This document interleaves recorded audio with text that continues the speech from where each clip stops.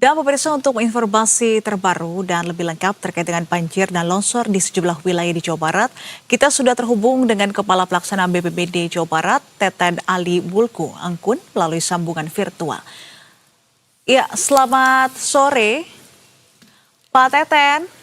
Selamat sore, William Sonten. Selamat sore. Iya, Pak Teten, bagaimana terkait dengan kondisi banjir dan longsor di Jawa Barat saat ini? Pak Teten, apakah ini banjir masih terjadi? Ya, terima kasih. Mohon izin kami sampaikan bahwa sebagaimana yang early warning system ya, early warning system yang disampaikan oleh teman-teman BNPB ya, kemudian juga surat edaran yang dilakukan oleh yang disampaikan oleh instansi yang lain, termasuk dari Pemprov Jabar ada surat keputusan tentang siaga darurat ya. Memang Jawa Barat ini sampai dengan bulan Maret April tahun depan itu posisinya masih dalam siaga darurat bencana.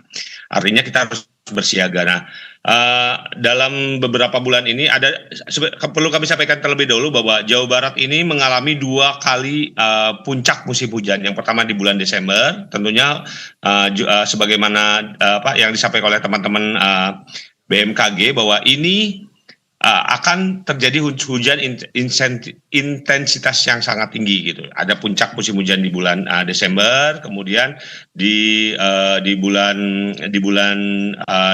Maret ya, Februari akhir sampai Maret itu juga akan terjadi puncak musim hujan kedua. Jadi ini akan terus terjadi seperti ini cuacanya. Oleh karena itu kita melakukan beberapa himbauan dan salah satu hal ya yang paling penting tadi kita harus selalu menjaga pertama saluran-saluran pembuangan air, kemudian tanaman-tanaman yang di atas juga harus dikembalikan kepada habitatnya. Demikian mungkin. Baik, Pak Teten, tentu pasti dengan kondisi cuaca yang akan berlangsung lebih lama begitu diprediksi. Bagaimana sebetulnya dengan upaya pencarian korban longsor? Apakah korban sudah ditemukan seluruhnya atau seperti apa di lapangan, Pak Teten?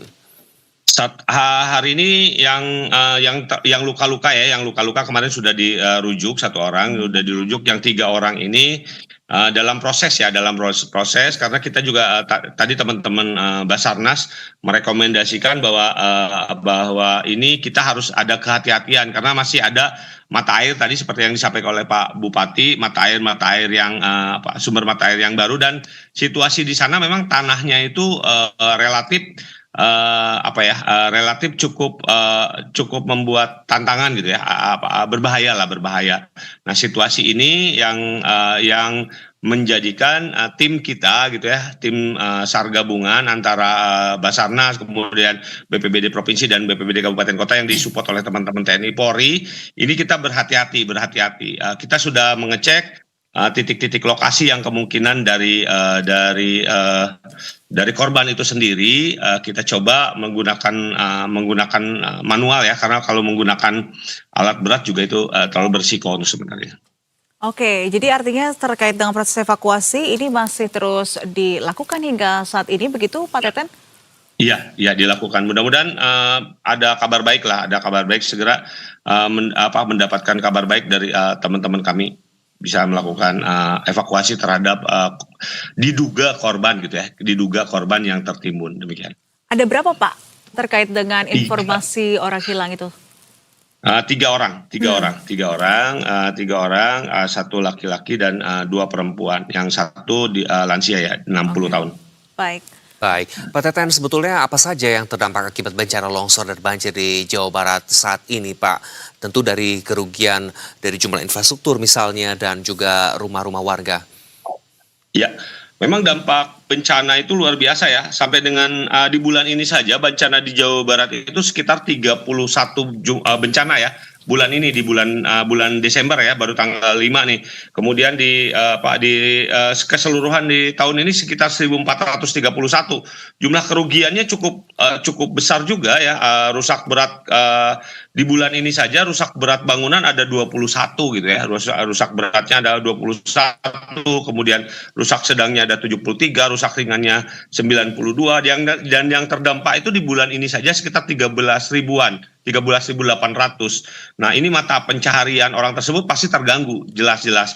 Secara materi, secara uang ini secara uang dikonversikan nanti kita belum kita detailkan seperti apa gitu. Cuman ini kan yang namanya bencana itu mengganggu kehidupan dan penghidupan, otomatis ada masyarakat juga seperti yang terjadi kemarin ya, yang terjadi di longsor itu sendiri. Tentunya mereka juga terganggu kehidupan dan penghidupannya. Oleh karena itu Pak Gubernur kami membuat sebuah kebijakan bahwa selain daripada kita melakukan pertolongan, evakuasi gitu ya, kita juga harus mensupport terkait dengan logistik. Dan Jawa Barat, Pemprov Jabar untuk bantuan logistiknya kita melakukan supporting terhadap korban-korban terdampak gitu ya, dan itu mereka diberikan logistik yang siap makan oleh masyarakat yang terdampak, demikian.